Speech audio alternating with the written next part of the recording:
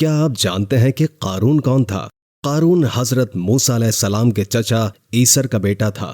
بہت ہی شکیل اور خوبصورت تھا، اس لیے لوگ اس کے حسن و جمال سے متاثر ہو کر اسے منور کہا کرتے تھے۔ اس کے ساتھ ساتھ اس میں یہ بھی کمال تھا کہ وہ بنی اسرائیل میں تورات کا بہت بڑا عالم اور بہت ہی ملنسار و بااخلاق انسان تھا، اور لوگ اس کا بہت ہی ادب و احترام کرتے تھے۔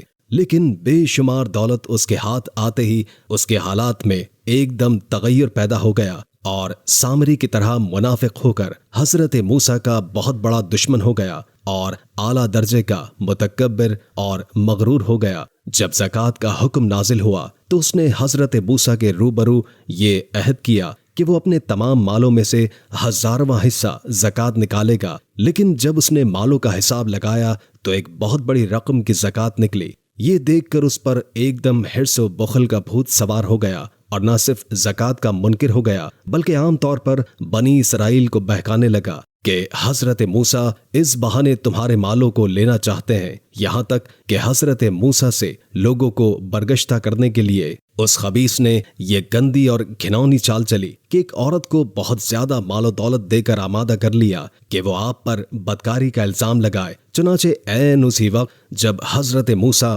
واز فرما رہے تھے، قارون نے آپ کو ٹوکا کہ فلاں عورت سے آپ نے بدکاری کی ہے۔ حضرت موسیٰ نے فرمایا، تم اس عورت کو میرے سامنے لاؤ۔ چنانچہ وہ عورت بلائی گئی تو حضرت موسیٰ نے فرمایا کہ اے عورت، اس اللہ کی قسم جس نے بنی اسرائیل کے لیے دریا کو پھاڑ دیا اور عافیت و سلامتی کے ساتھ دریا کے پار کرا کے فرعون سے نجات دی، سچ سچ کہہ دے کہ کیا واقعہ ہے۔ حضرت موسیٰ کے جلال سے عورت سہم کر کانپنے لگی، اور اس نے مجمع عام میں صاف صاف کہہ دیا کہ اے اللہ عز و جل کے نبی، مجھ کو قارون نے کثیر دولت دے کر آپ پر بہتان لگانے کے لیے آمادہ کیا ہے۔ اس وقت حضرت موسیٰ آبدیدہ ہو کر سجدہ شکر میں گر پڑے، اور بحالت سجدہ آپ نے یہ دعا مانگی کہ یا اللہ، قارون پر اپنا قہر و غضب نازل فرما دے۔ پھر آپ نے مجمع سے فرمایا کہ جو قارون کا ساتھی ہو وہ قارون کے ساتھ ٹھہرا رہے، اور جو میرا ساتھی ہو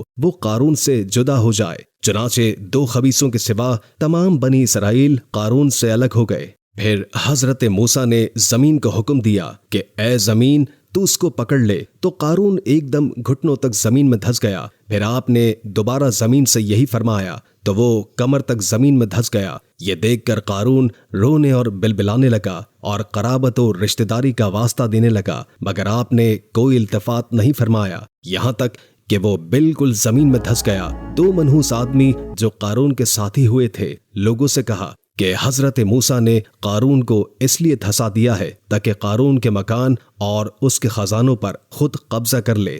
تو آپ نے اللہ تعالیٰ سے دعا مانگی کہ قارون کا مکان اور خزانہ بھی زمین میں دھس جائے۔ چنانچہ قارون کا مکان جو سونے کا تھا اور اس کا سارا خزانہ سبھی زمین میں دھس گیا۔ اللہ تعالیٰ کا ارشاد ہے کہ ہم نے قارون کو اتنے خزانے دیے تھے کہ ان خزانوں کی کنجیاں ایک مضبوط اور طاقتور جماعت بمشکل اٹھا سکتی تھی۔ قرآن مجید میں ہے۔ ترجمہ: بے شک قارون موسیٰ کی قوم سے تھا، پھر اس نے ان پر زیادتی کی اور ہم نے اس کو اتنے خزانے دیے جن کی کنجیاں ایک زور آور جماعت پر بھاری تھیں۔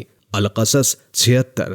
حضرت موسیٰ نے قارون کو جو نصیحت فرمائی وہ یہ ہے کہ جس کو قرآن مجید نے بیان کیا ہے۔ ترجمہ: جب اس نے اس کی قوم سے کہا اترا نہیں، بے شک اللہ اترانے والوں کو دوست نہیں رکھتا، اور جو مال اللہ نے تجھے دیا ہے اس سے آخرت کا گھر طلب کر اور دنیا میں اپنا حصہ نہ بھول، اور احسان کر جیسا اللہ نے تجھ پر احسان کیا، اور زمین میں فساد نہ چاہ۔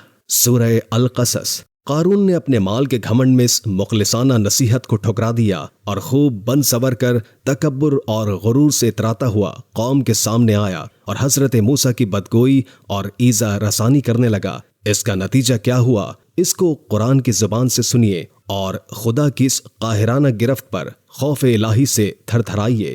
ترجمہ: تو ہم نے اسے اور اس کے گھر کو زمین میں دھسا دیا تو اس کے پاس کوئی جماعت نہ تھی کہ اللہ سے بچانے میں اس کی مدد کرتی، اور نہ وہ بدلہ لے سکا۔ سورہ القصص۔ یہ عبرتناک واقعہ ہمیں یہ درس و ہدایت دیتا ہے کہ اگر اللہ تعالیٰ مال و دولت عطا فرمائے تو اس فرض کو لازم جانے کہ اپنے اموال کی زکوٰۃ ادا کرتا رہے اور ہرگز اپنے مال و دولت پر غرور اور گھمنڈ کر کے نہ اترائے، کیونکہ اللہ تعالیٰ ہی دولت دیتا ہے اور جب وہ چاہتا ہے پل بھر میں دولت چھین لیتا ہے۔